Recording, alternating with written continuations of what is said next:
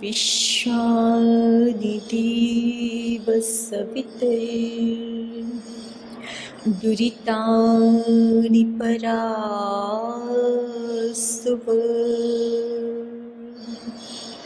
यद्भद्रं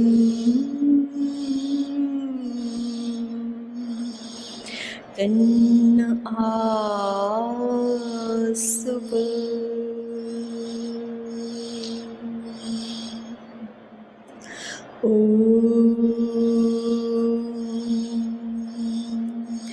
आनो भद्राः क्रतवो यन्तु विश्वतो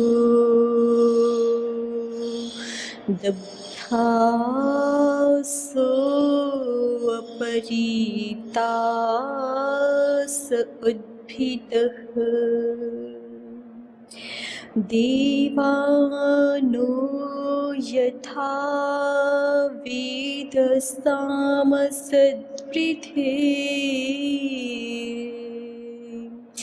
असन्नप्रायुः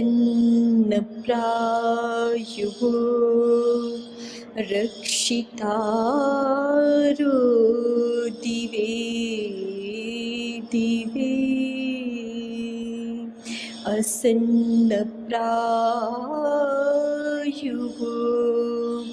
रक्षितारो दिवे दिवे असन्नप्रायुः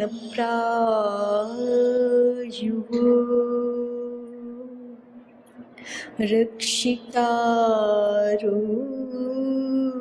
दिवे दिवे।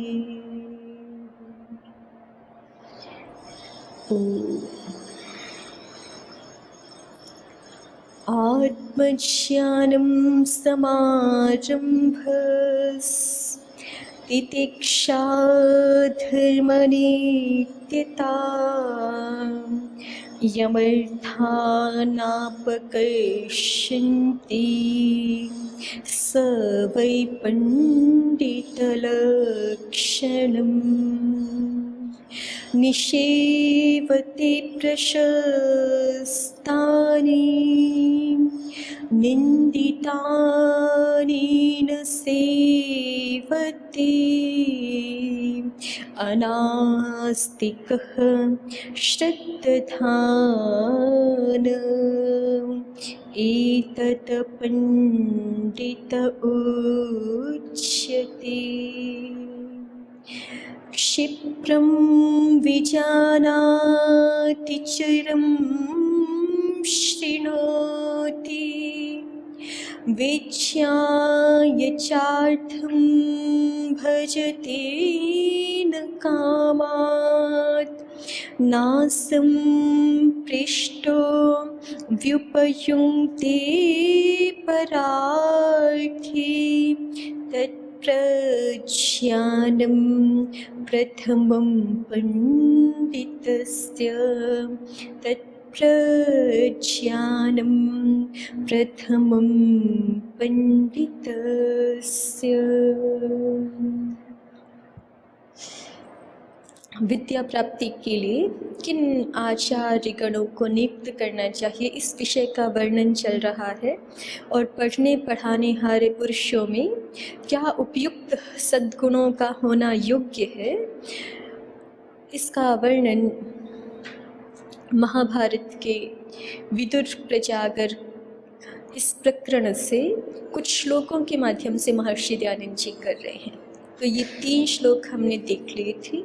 आगे बढ़ते हैं, मेरे साथ बोलिएगा। न अप्राप्यम अभिवांछन्ति, न अप्राप्यम अभिवांछन्ति, नष्टम न इच्छन्ति शोचितुम, नष्टम न इच्छन्ति शोचितुम् आपत्सु च न मुह्यन्ति। आपत्सु च न मुह्यन्ति। आपत्सु च न मुह्यन्ति नराः पंडितबुद्धयः। नराः पंडितबुद्धयः। यहाँ पर विदुर महाराज जी ने क्या कहा है, पंडित कौन है, तो कहा न अप्राप्यम अभिवांछन्ति। अप्राप्यम जो प्राप्त होने के अयोग्य पदार्थ हैं, जो ऐसे पदार्थ हैं जिनको प्राप्त करके भी हानि ही होती है, जिनको प्राप्त करने से कोई लाभ नहीं होता, ऐसे अप्राप्य प्राप्त होने के अयोग्य पदार्थों की जो मनुष्य कभी भी इच्छा नहीं करते। विद्वान पुरुषों के, विद्वान जनों के यहाँ कुछ और लक्षण कह रहे हैं। उसमें सबसे पहला कहा न अप्राप्यम अभिवांछन्ति, जो प्राप्त होने के अयोग्य पदार्थों की कभी भी इच्छा नहीं करते। और नष्टम निच्छन्ति शोचितुम, और किसी पदार्थ के नष्ट हो जाने पर न इच्छन्ति शोचितुम, शोक करने की अभिलाषा नहीं करते। आपत्सु च न मुह्यन्ति, और बड़े बड़े दुखों से युक्त व्यवहारों की प्राप्ति में भी मूढ़ होकर जो घबराते नहीं हैं, वे मनुष्य पंडित बुद्धयः, वे मनुष्य पंडितों की बुद्धि से युक्त हैं, ऐसा कहा जाता है। न अप्राप्यम अभिवांछन्ति। अब अप्राप्य क्या है? अप्राप्त करने योग्य पदार्थ, तो जिस मनुष्य का जो स्वधर्म होता है उसके लिए जो आवश्यक साधन है वो तो उसके लिए प्राप्य होते हैं, प्राप्त करने योग्य होते हैं।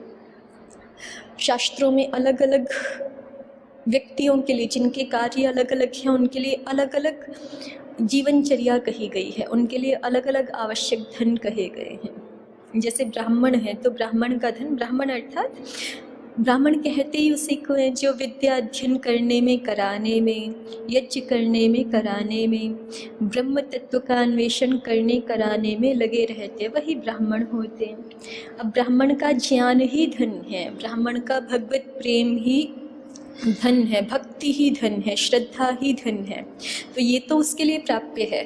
लेकिन अगर ब्राह्मण ये सोचे कि मुझे जो है वो राजा जैसी कीर्ति प्राप्त होनी चाहिए, राजा जैसा क्षत्रिय बल मेरे पास होना चाहिए, तो वो उसके लिए प्राप्य नहीं है, अप्राप्य है।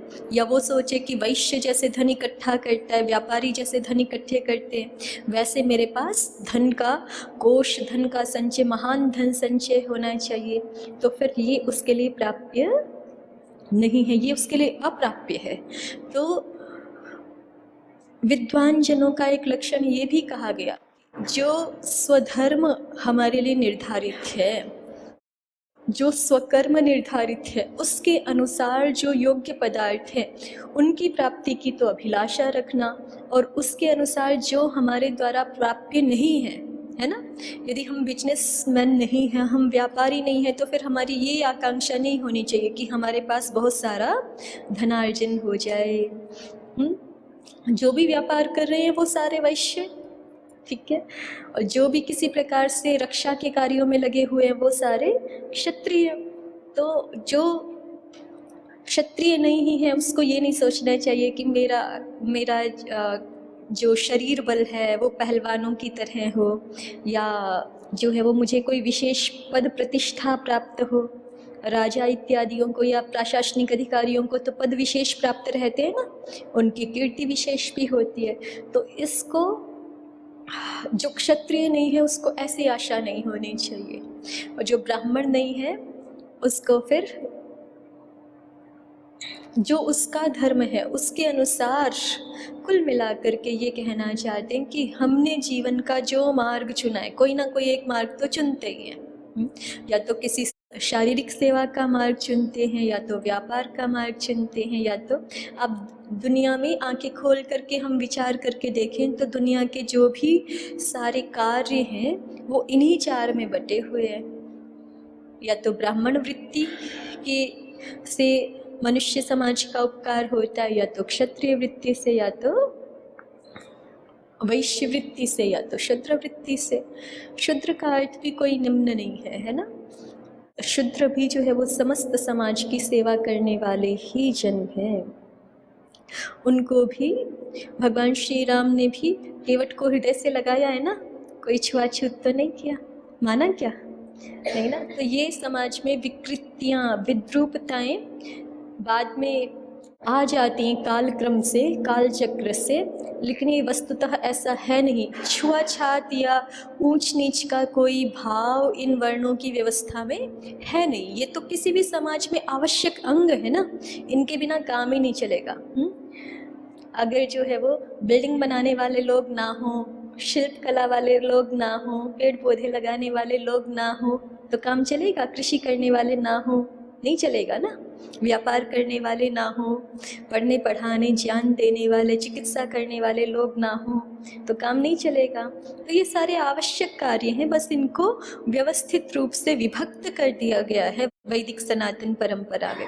इससे किसी का मान कम हो जाएगा या किसी का मान अधिक हो जाएगा ऐसा नहीं है। हमारे शरीर में हमारे पैरों का मान कम है क्या? पैर जिसके पास नहीं होता उसको उनकी कीमत अच्छी तरह से पता है ना। तो सारे ही एक ही शरीर के अंग हैं, सारे ही एक ही समाज के अवयव हैं। तो इसलिए यहाँ पर एक बुद्धिमत्ता का लक्षण बताया जा रहा है। प्रायः करके ऐसा हो जाता है ना कि दूसरे की थाली में घी अधिक प्रतीत होता है। सुना है ना कहावत, दूसरे की थाली में घी अधिक डल गया, ऐसा प्रतीत होता है। या दूर के ढोल सुहावने लगते हैं। तो जो हमें हमारी अपनी जीवनचर्या होती है, जो हमारे सामने हमारा कर्तव्य होता है, वो तो हमें बड़ा कठिन प्रतीत होता है, और दूसरे का कार्य ऐसा लगता है कि शायद ये बड़ा सरल है। जैसे अर्जुन जी भी इसी स्थिति में पहुंच गए हैं ना अपने जीवन के एक प्रसंग में। स्वधर्म है धर्म पूर्वक युद्ध करना, और अर्जुन महाबली भी हैं, धनुर्धर हैं सबसे बड़े। इतना होते हुए भी वो एक मनः स्थिति में यहाँ पहुंच गए हैं कि स्वजनम ही कथम हत्वा सुखिनः स्याम माधव, कि अपने जो सामने खड़े हैं वो तो मेरे अपने जन हैं, उनको मार करके मैं कैसे सुखी हो सकता हूँ। इससे अच्छा तो क्या है, इससे अच्छा तो ये है कि भिक्षा मांग करके भी खा लूँगा, है ना। तब वो हैं तो वो अभी गृहस्थ धर्म में और क्षत्रिय धर्म में और संन्यास धर्म की बात कर रहे हैं अभी।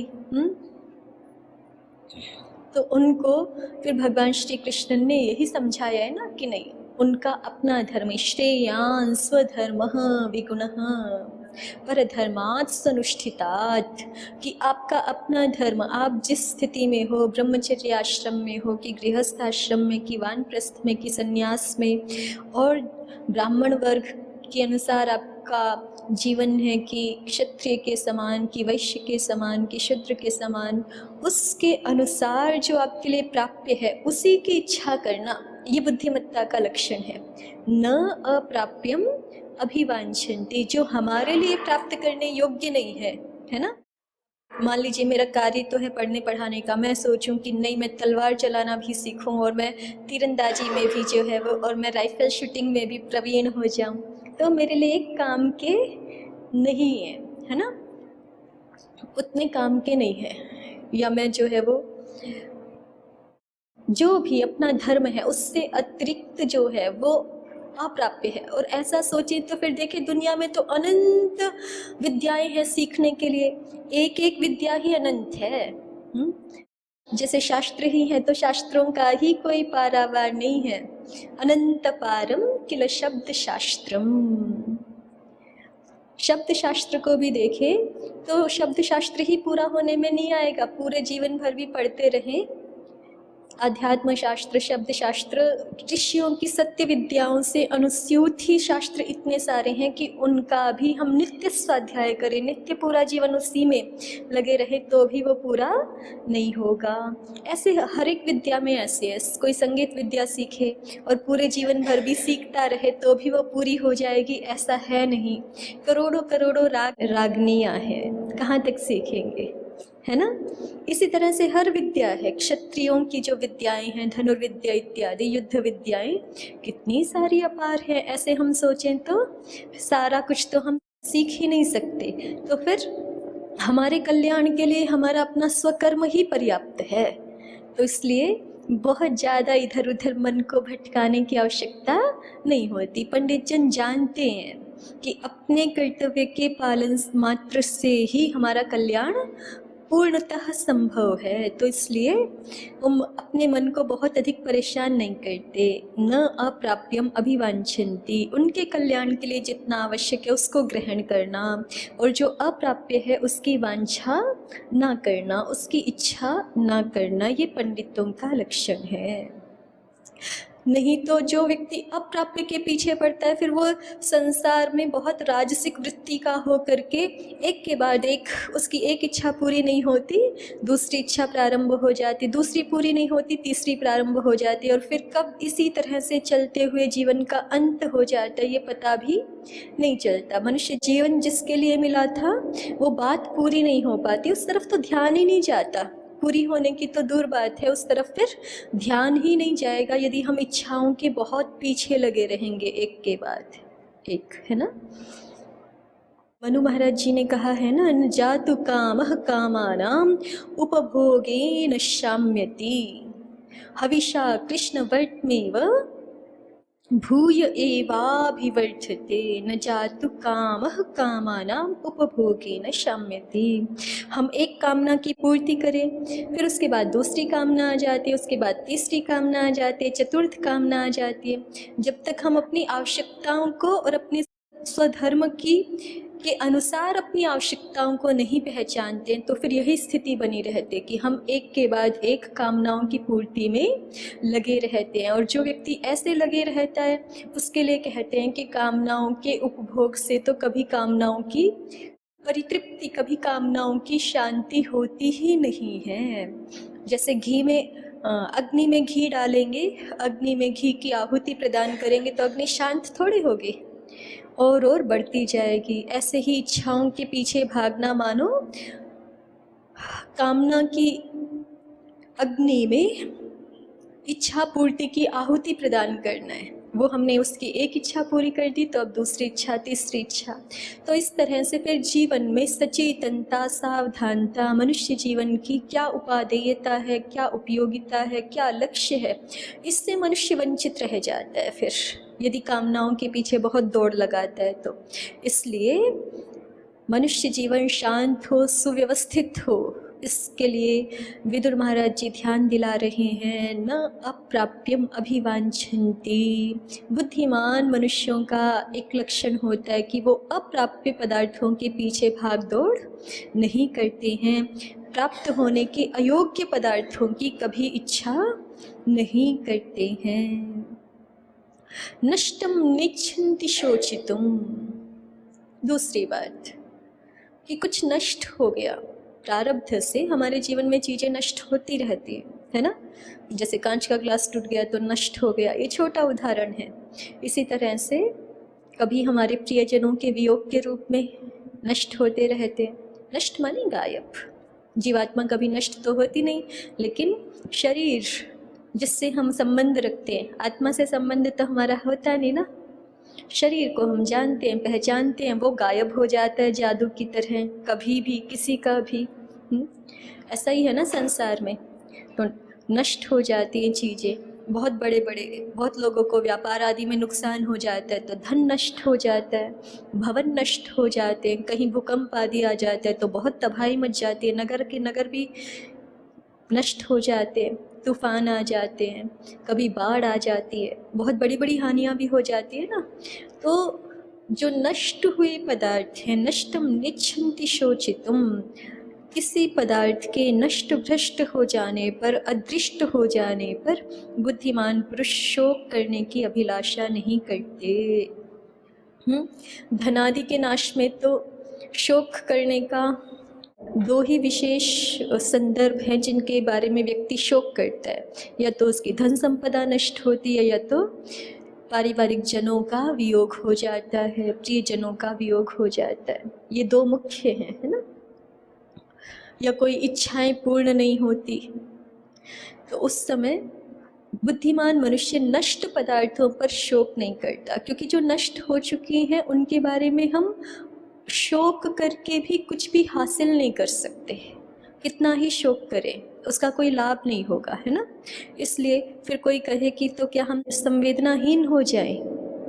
ऐसे भी नहीं हो सकता। जो प्रियजन हमारे साथ इतने समय तक रहते हैं, है ना, कोई 20 वर्ष तक, कोई 50 वर्ष तक ऐसे रहते हैं हमारे साथ, तो उनके विषय में हम संवेदनाहीन कैसे हो सकते? तो नहीं हो सकते। भावनाएं प्रगाढ़ रूप से जुड़ी हुई होती हैं, तो वहाँ शोक का विधान तो है, लेकिन एक समय तक के लिए। फिर उसके बाद भी आप डिप्रेशन में ही जीते रहें, ऐसे नहीं। जैसे निर्धारित होता है ना, अंत्येष्टि संस्कार के बाद कुछ 12-13 दिन का समय होता है, फिर 13वीं करते हैं। वो तो 10-12 दिन का जो समय रखा गया है बीच में, वो इसीलिए उन व्यक्तियों से जुड़ी हुई जो अच्छी स्मृतियां हैं हमारी, उनको हम अपने हृदय में स्थान दें, और जो व्यक्ति चले गए हैं उनके लिए प्रार्थना करें, पाठ करें। बहुत सारे पाठ आदि करते हैं ना, तो उससे अपना भी चित्त शांत रहे, संसार का वास्तविक स्वरूप भी, संसार का जो वास्तविक अनित्य सत्य स्वरूप है वो भी हमें समझ में आ जाए, और जो व्यक्ति गया है उसकी भी अग्रिम यात्रा के लिए हम अच्छे अपने मन को अच्छे से तैयार करके और उनकी कुछ सहायता ही कर सकें। जो बहुत अधिक विलाप इत्यादि करते हैं, तो ऐसा कहते हैं कि फिर जो आत्मा जाता है यहाँ से, उसको भी परेशानी होती है ना। उसको भी हम जो है वो एक तरह से मोहासक्त होकर के यदि हम किसी को पुकारते हैं, तो उसके लिए भी आगे के मार्ग अवरुद्ध हो जाते हैं, आगे की गति उत्तम नहीं हो पाती। तो हम तो यदि किसी से प्रेम करते हैं, प्रीति रखते हैं, तो हमारा प्रयास तो ये होना चाहिए ना कि उनकी अग्रिम गति शुभ हो जाए, उनकी अग्रिम गति जो है वो अच्छे से हो जाए। तो बहुत ज़्यादा मोहासक्त होकर के शोक करने का कोई अभिप्राय नहीं है।